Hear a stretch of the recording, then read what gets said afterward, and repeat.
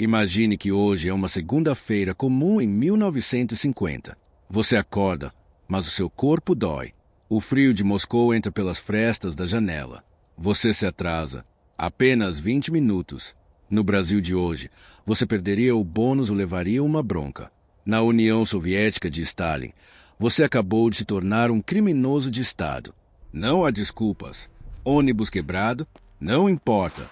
Filho doente? Menos ainda. O veredito é imediato. 6 meses de trabalho forçado e 1/4 do seu salário confiscado. Se você se cansar e decidir pedir demissão, são 4 meses de prisão por vadiagem. O Estado não vê você como um cidadão, mas como uma peça de reposição em uma máquina que nunca para de moer.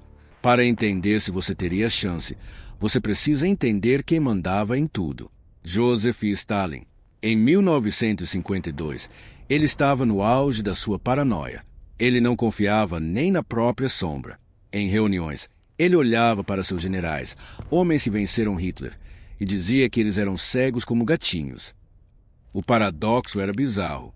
A URSS estava testando bombas atômicas e foguetes, mas quando o pai dos povos sofreu um derrame em 1953, o tratamento escolhido pelos médicos foi colocar sanguessugas em seu rosto e pescoço. Era a Idade Média armada com ogivas nucleares. Quando ele finalmente morreu, o pânico tomou conta. Não porque as pessoas o amavam, mas porque ninguém sabia quem seria o próximo monstro a assumir o controle. Se você fosse um dos sortudos e não estava preso, sua vida seria em uma comunalca. Imagine dividir um apartamento com outras 15 famílias. Um banheiro para 40 pessoas. Uma cozinha onde o fogão é um campo de batalha. Mas o perigo real não era a falta de higiene, era o silêncio. Na sua comunalca, o seu vizinho era o seu maior inimigo. Se ele quisesse seu quarto para o filho dele, bastava uma denúncia anônima para a KGB. Eu ouvi ele contando uma piada sobre o partido. Ele diria, no dia seguinte, você estaria em um trem para o leste e o seu vizinho estaria herdando sua cama. Se você fosse preso, seu destino era o Gulag, um sistema de campos de concentração tão vasto que era chamado de arquipélago. Lá, a física da sobrevivência era cruel. Eles ofereciam um pouco mais de pão para quem trabalhasse mais. Mas o esforço para ganhar esse pão queimava mais calorias do que o próprio pão fornecia. Era a lógica da morte. Se você trabalhasse muito, morria de exaustão em meses.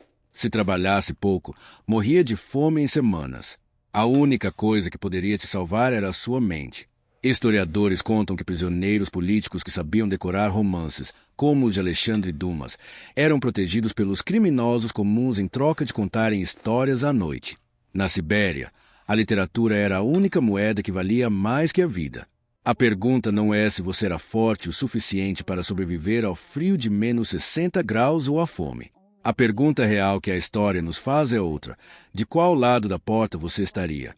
Você seria aquele que denunciaria o vizinho para ganhar 1 m² a mais? Ou seria aquele que morreria no Gulag por se recusar a mentir?